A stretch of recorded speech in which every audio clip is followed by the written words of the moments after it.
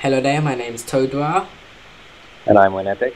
and today we bring you a brand new version of the Mario Kart 8 app, now rebranded to the Mario Kart 8 Toolkit.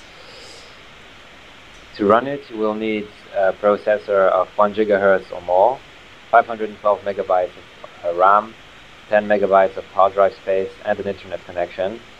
The internet connection is not necessary for every feature, but it is recommended as it allows you to use some of the online-only features and the auto updater. You're also going to need to be running either Windows Vista with Service Pack 2, Windows 7, Windows 8, or Windows 8.1, which can be either 32-bit or 64-bit.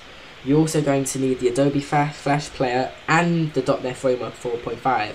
The .NET Framework 4.5, however, is bundled with the installer, so if you do not have it installed on your PC, it will install it for you. However, the Adobe Flash Player installer isn't bundled, so a quick Google search, if you don't have it, should give you the Adobe website, which you can install, and it's easy to do. Then you'll have both of them, and you can use the app. So If you have Windows 7 or 8, you most likely have the .NET Framework 4.5 installed already. Yes, however with Vista I think it's either 3.5 or 4.0 installed, so you're going to need to upgrade. So you just hit install, click yes to any user account controls, prompted show up, nothing's dangerous. And there you go, just hit finish. And the Mario Kart 8 Toolkit is now on your desktop. So, once you finish installing, you should see the MK8 Toolkit as a shortcut on your desktop. Double click to open the app. As you can see, we're greeted with a brand new layout and a brand new look. Like I said before, we've moved away now from the Mario Kart 8 app and are moving on to the Mario Kart 8 Toolkit. The main reason we did this was due to the fact that people thought the Mario Kart 8 app was a app for their phones and tablets, when in actual fact it was an app for PCs. So renaming it to the Toolkit sounds like it's for PCs and not for mobiles.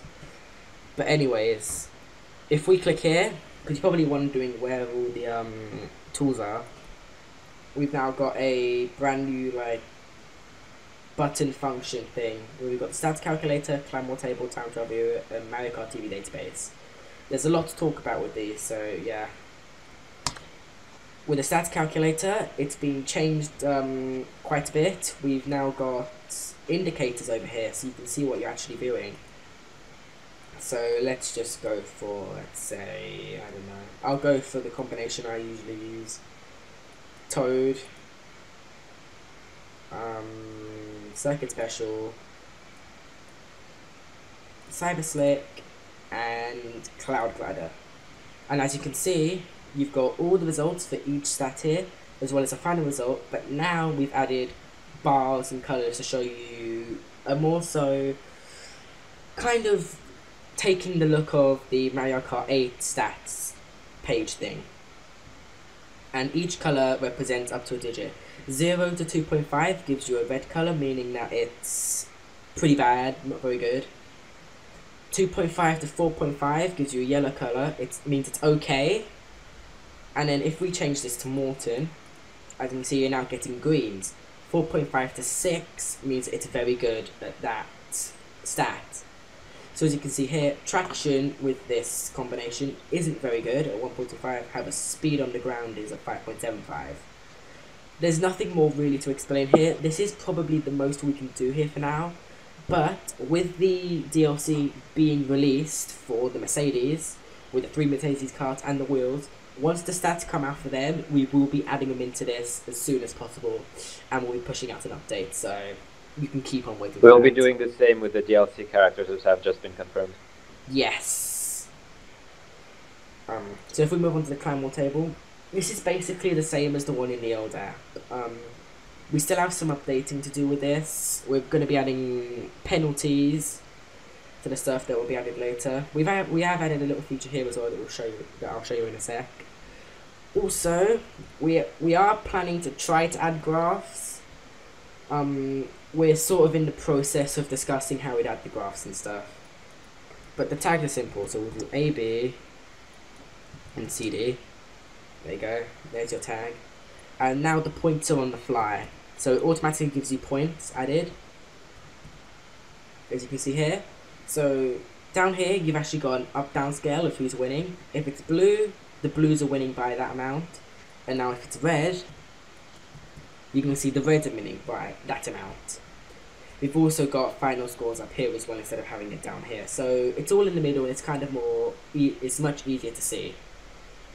So yeah. Now if we come We're going to be working on a feature to save the results to a picture. Yes. And an easier way than taking a screenshot of the window. Yeah. Now if we go on to the time trial viewer, this has been updated quite a lot. However, sadly this is the most we can do with the time trial viewer. Because the data that the server gives us for this information, this is the only amount of information it will give us. So we can't really be taking any requests for like, oh, show us the top 10 and stuff like that. We just won't be able to do it. However, with the cups, you can now see what cup you selected a lot better by having a drop shadow. Just makes it a lot easier and looks a lot better. And let's go for my favourite track to show you the time. So Banana Cup, Snares Donut Plains. As you can see, that drop shadows as well. And now it looks a little bit better. You've got the me character, the name, the time, and a country flag. We've you click on clicking the me character opens yeah. the Miiverse profile. Yeah. So yeah, which is pretty sweet. So that's basically for that. And now we'll move on to the Mario Kart TV database. So basically, the Mario Kart TV database is a system that records all the videos that get uploaded to Mario Kart TV and stores them in a database. This gives us very good search features, like they're a lot better than those you can find on the Mario Kart TV web app, like on the official Nintendo one. Because here you can search by dates. This is still slightly buggy. We'll be pushing out an update that fixes a lot of bugs for date search. Search by NNID, by in-game nickname, which is the me name. Track, character, and game mode is stuff that was already available on the web app, so that's nothing particularly new. But we do get a very good, very complete search results. Not filling out a field basically just doesn't search for it. And also, instead of having labeled buttons now, we actually have icons for them. So let's just do a search. That looks just cooler. However, one thing about it is we are running on WinEpic's time, sadly. So yeah, the MKTV database is running off a server that's at my place. So the times are in GMT+1 format. I don't think we would be able to change them though for each person's time zone. We might be able to, but we're still looking into this. Yes. But so now don't expect it. So let's just click on a random one. Let's say this one, for example. We now get we still get the same features. You get their me picture, their me name, track, character, the game mode, and here you usually get a Miiverse profile. However, this person decided not to upload it to Miiverse. If we look at the first one, as you can see, they have uploaded to Miiverse. So what we can do is we can click the Miiverse icon, and it will load up the Miiverse post. Like in the time trial viewer, clicking the me icon will open their Miiverse profile. Yeah. That's something that's just going to be consistent throughout the app. Whenever we're going to have a me icon, clicking it will open the Miiverse profile. Yeah. And just to show you that it does actually work, I'll go Mario Kart Stadium with, let's say, Mario, just for that. It does actually work with the search results. We are getting all Mario Kart Stadiums with Mario being picked. So, all is not very accurate. We are only getting the 4,000 first ones to avoid overloading your computer. Yeah, because otherwise you wouldn't see a significant slowdown, but you'd be scrolling through too much. And obviously with some of them, like let's go like random in a Grand Prix. There probably won't be one. Oh, there is. Wow. There's so many being uploaded. And as you can see, it's all the way back to the 7th, isn't it? Yes, I started the server on the 7th of August 2014. Yeah, so... So there are only videos uploaded from that date. Yeah. So I suppose we can move on to the favourites feature now. We put this in the last update for the Mario Kart 8 app, but it was a little bit buggy. However, we also didn't really document it, so nobody actually knows it's in there. However, with here we've done it a lot better. So let's just click on one. Let's say I like this one, you know, and I want to save it to my favourites. You can click this button here. This like it's not that one. It's the. Oh yeah, you need to click this button, a little green button when you hover over it. Click it, and then it should be added to your favourites. Click this button, and you can see it is in your favourites list. It's also saved into your documents. So let's say you uninstalled the app by accident, and then you reinstalled it again. You would be able to get this list back, I think, wouldn't you? Yeah, it would. Yeah. Also, in case my server is down for any reason, or if my server is down, the search feature won't work, but you will still be able to access your favorites. Yes. And you can also remove them both by clicking the red button, and then searching again brings you back all the searches. So now, let's say you want to share one onto a site. You can click one, and click this little share button here, and you get a bunch of options. You get a BB code, which will work on most forms. I'll show you all of these now in work. So clicking on one copies it to your clipboard. So if I just open up the Mario Kart forums quickly, as an example. Basically, this is a feature that only works for people who also have the app installed. Yeah. So if someone doesn't have the app installed, to see your shared replay, because it depends on the MKTV database. Yeah. The way this works is it installs something that allows you to open it up. So if you paste it in, it's in BB code, and as you can see it copies the name. So if we now just preview the post, as you can see there's a little link.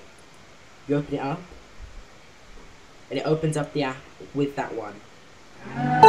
So you'll be able to get that. And it doesn't just work on BB code either. So you can also view this on more than just BB code, for example HTML. If we just I'm trying to think how to say it. If I paste it in Notepad. Yeah, I'll paste it into Notepad and open now. So let's say you've got a something that uses HTML. Like if you have your own website or a blog that supports HTML. Yeah. So now HTML, enter, and you open it up. See, you have to, yeah. Click it, and it loads up the app with that one. And then again, we've now got a direct URL that literally you can paste into here, and it gives you a direct URL to open it up. However, it can be a bit buggy on Opera. The way it does work though, on Internet Explorer, it does work. The point of direct URLs is to paste them into websites that do not use HTML or BB code, such as Reddit. Well, actually, never mind. Reddit doesn't really work with those links. But if you want to share it to someone over Skype or something like that, you send them the direct link. It also works. It works a lot like magnet links for torrent clients. And then finally, you've actually got a YouTube video function. Click the YouTube video, the YouTube icon, and you can actually view the YouTube video for it. That's the only share feature that doesn't need MKTV DB installed. Yeah, so let's say you just want to share the video with people, that's how you do it. So to embed it on MKW forum, stuff like that as well. Yeah. So I think that's all about the Mario Kart 8 Toolkit. We hope you do enjoy the brand new application for PCs. There will be many updates to come for the future. We do hope you enjoy them. Any last words? Well, thanks for installing the app. Yeah. It also, you installing the app, the amount of people who install the app shows us what people want use the app. And also, please, if you want any features or maybe you can just suggest a feature, PM either me or WinEpic on the forums, because then your suggestions could actually be put in and can actually greatly help with the app. Talking about GitHub, this is open source, which means you can, if you don't trust us on something, you can just read up on the source code. The link to our GitHub page will be in the YouTube video description below. As well, if you're wondering why some parts aren't open source, I don't exactly want people DDoSing my server or doing stuff like that. Yeah. So, we do hope you enjoy using the app. We do hope that you find it useful in many ways. There will be definitely more tools with the app coming out soon. And I hope you have a good time with it. Thanks.